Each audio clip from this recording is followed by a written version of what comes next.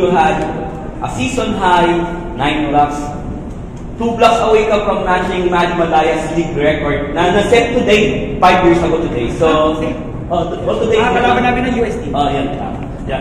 So, what can you say na from 7 blocks, 9 blocks today, do you see, ano masasabi sa performance mo?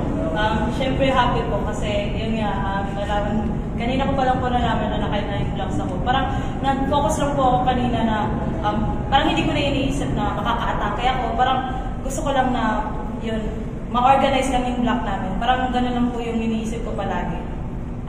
Thank you, Dean. Okay. Coach, yun kasi nung nagawa ni Mati yung record kayo rin yung coach, ano naman masasabi niyo kay Bling na 2 blocks shy na lang dun sa ano? Sabi nga namin kanina, hello Mati, sabi nga namin kanina nung after na nakita namin, konti na lang magagawa mo yung nagawa ni Mati. But you know, Mati is different ano yun, different nilalang yun. I mean talagang bato-bato yun. But I know Baklay will be going there as long as she keeps on working hard and keep herself humble. Sabi ko naman sa kanila, every day, they have their specific goals na kailangan nila makuha. Every match, they have their specific goals.